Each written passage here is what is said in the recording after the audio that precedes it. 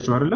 النبي الأمي معناه الذي لا يقرأ ولا يكتب የማይጽፍ የማያነብ ነብይ ብሎ ገልጿቸዋል። ማን የማይጽፍ የማያነበው መጽሐፍ ቅዱስ ላይ ይመጣልን እሱን አንዴ الذي يؤمن بالله وكلماته በአላህና በቃሉ የሚያምን የሆነ ብሎ ተናገራቸው።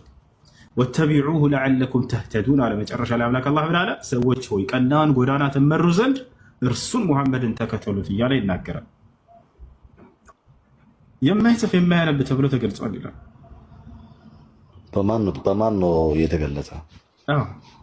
ኢሳይያስ 29:12 ላይ አንድ ላሳያችሁ። በደንብ ተከታተሉኝ። መጽሐፍን ላሳያችሁ። ማንበብንና መጽሐፍን የማይችል ብሎ ገልጿቸዋል። በሌሎች ቦታ ላይ በሱረቱል አዕራፍ ላይ ሌላ ቦታ ላይ አላህ ሱብሓነሁ ወተዓላ ይናገራል። እሺ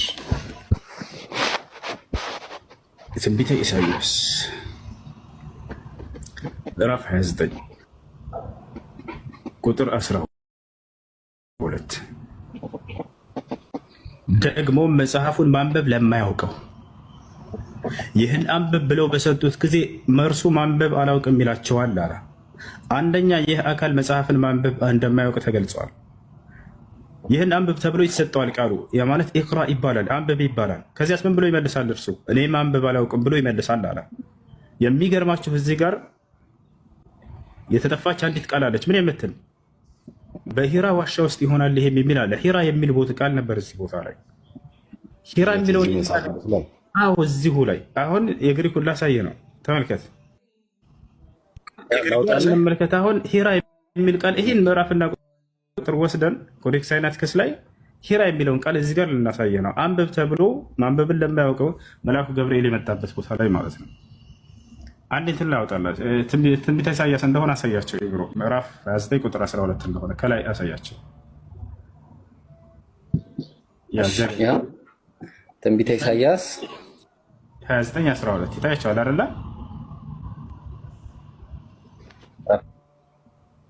እሱ ጋር እናገኘዋለን። እቺ አንዴ ልንገረው። እዚህ ጋር ኤፕሲሎን እዚህ ጋር ኽዚ ትባላለች እቺ ቃል ኤፕሲሎን አለች። ከዛ አዮታ አለ፣ ሮ አለ። ከዛ በኋላ አልፋ ነው መኖር የነበረበት፣ ግን እዚህ ጋር ሲግማም ጨምሯል። እና እዚህ ጋር ምንድን ነው የሚለው ትክክለኛ መሆን የነበረበት ሂራ የሚለው ነገር ነው ያለው። ሂራ ትክክለኛው ሂራ ነው የሚለው ትክክለኛው ማለት ነው። ግን እነሱ አንደኛ በኮዴክስ ሳይናቲከስ ዘመን ላይ ኢፕሲሎን እንደዚህ በስሞል ሌተር አጣበው ነው ያስገቧት። ጭራሽ አጣበው ማለት ነው። አጣበው ሌላ ቦታ ላሳይ፣ አንዴ ላሳይ። ተመልከት፣ ሌላ ቦታ ላይ ሲጻፍ ኢፕሲሎን እንዴት እንደሚጻፍ ተመልከት። ኢፕሲሎን እንደዚህ ትልቅ ሆኖ ነው የሚጻፈው። አየህ፣ እንደዚህ ትልቅ ሆኖ ነው የሚጻፈው። እንደዚህ እዚህ ጋር ስትመጣ ግን እንዴት ነው የሚጻፈው? ይሄ አሁን የቱ ነው? ይሄኛው እንደውም የሚሰጠው በዋሻ ውስጥ መሆኑ ነው። በሂራ በተባለ ዋሻ ውስጥ ነው የሚሰጠው። ሳይናቲከስ ነው፣ ኮዴክስ ሳይናቲከስ ኮዴክስ።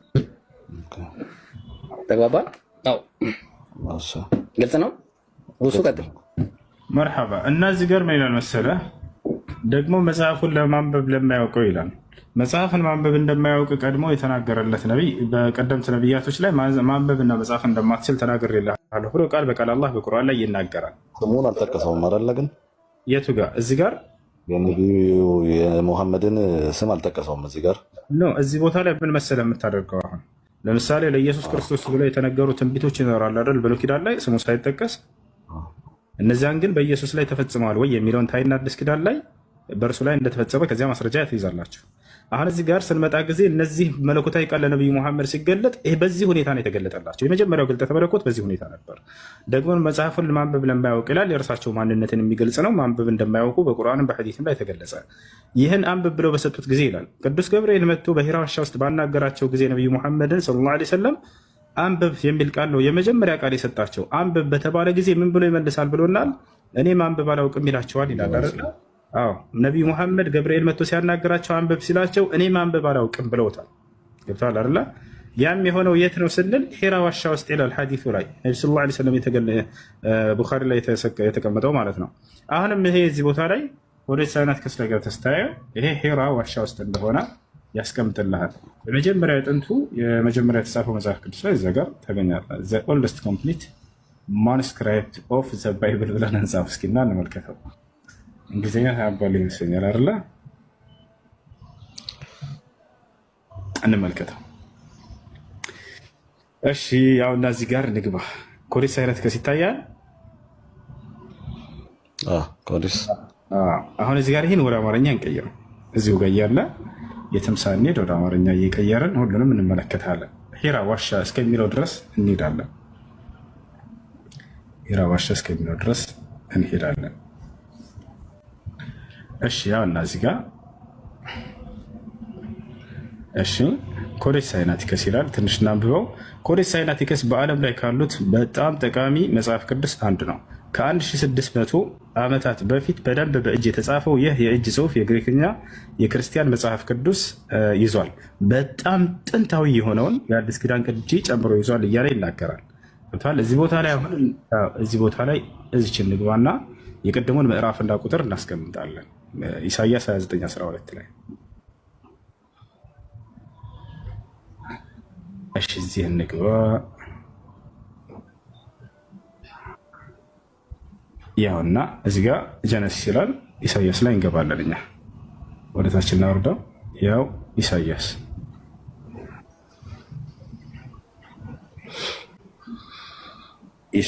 ላይ ገብተናል።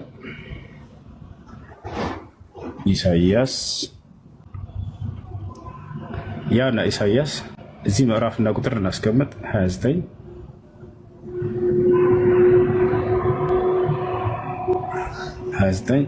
29:12 ላይ እንግባ። ኢሳይያስ 29:12 አንድ ነች። 12 አርጋት። ያው 12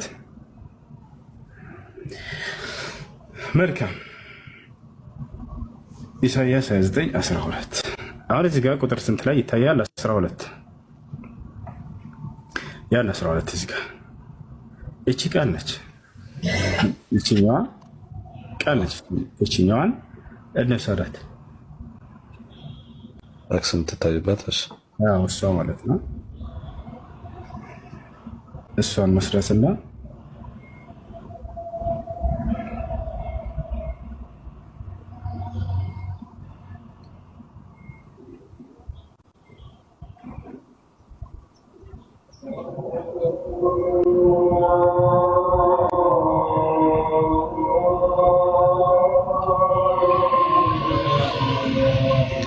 እሺ አንድ ጊዜ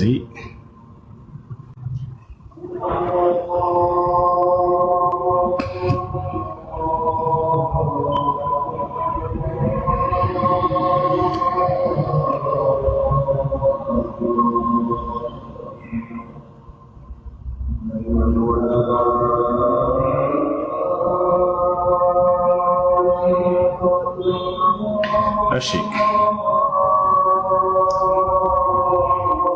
ምናልባት እዚህ ጋር ግሪክኛ ስለሆነች እዚህ ግሪክ ጋር ያውና ግሪክ አድርገን ቃሉን እዚህ ጋር እናስቀምጠው። ወደ አማርኛ ይቀየርልናል። ያቺ ቃል እዚህ ጋር ወደ አማርኛ ስትቀይራት ሄራ ትላለች። ይሄን ቃል እስኪ ዝም ብለን እዚህ እናስቀምጠውና ከላይ እናስቀምጠው። ምን ብሎ እንደሚሰጠን እንመልከት። ትታያለች አይደለ? እዚያ ሰርች እናድርጋት። ተመልከቱ። ምን መጣ ጀማ እዚህ ጋር ያና እስኪ ዊኪፒዲያ ላይ እንመልከተው። ይሄን ወደ አማርኛ እስኪ እንቀይር። ሂራ ይላል በአረበኛው ራሱ ማለት ያቺ ቃል ራሷ ያውና ከመካ በስተሰሜን ጥቂት ኪሎ ሜትሮች ላይ ይርቃል። ሳዑዲ አረቢያ ውስጥ የሂራ ዋሻ ነው ይላል። ያ ግሪከኛው ነው እዚህ ጋር ያስቀመጠው። ያ ነው ምን ይላል? እግዚአብሔር በመልአኩ ጅብሪል ወይንም ጅብሪል ያ በበኩል ለመጀመሪያ ጊዜ ለሙሐመድ ራሱን የገለጠበት ቦታ እንደሆነ ያምናሉ። ያ ሰላም ራሱን የገለጸበት ጅብሪል ለነቢ ሙሐመድ ራሱን የገለጸበት ቦታ አምላክ በመልአኩ ገብርኤል በኩል ለመጀመሪያ ጊዜ ራሱን የገለጠበት ስፍራ እያለ አስቀምጦታል። ያች ነው የግሪክ ቋንቋ ቃል እዚህ ጋር ስታስቀምጠው ማለት ነው። እና እዚህ ቦታ ነው ነቢ መሐመድ ሰለላሁ ዐለይሂ ወሰለም ግልጠተ መለኮት የመጣላቸው እዚህ ዋሻ ውስጥ ሳሉ ነው። ራሱ ዋሻው ነው እንጥቶታል። እና ይሄን ይመስላል። እና እዚህ ጋር ስለዚህ የተቀነሰችው ቃል ምንድነች? ወደዚህ ስንመጣ ጊዜ ደግሞ መጽሐፉን ማንበብ ለማያውቀው ይህን አንብብ ብለው በሰጡት ጊዜ እርሱም ማንበብ አላውቅም ይላቸዋል። በሂራ ዋሻ ውስጥ ነበር የሚለው። ሂራ የምትለዋ ከዚህ ያጠፏት ለምንድን ነው? ዛሬ ሂራ የምትለዋ እዚህ ብትቀመጥ ኖሮ አለቀ። ህዝቡ ነው የሚሰልበው።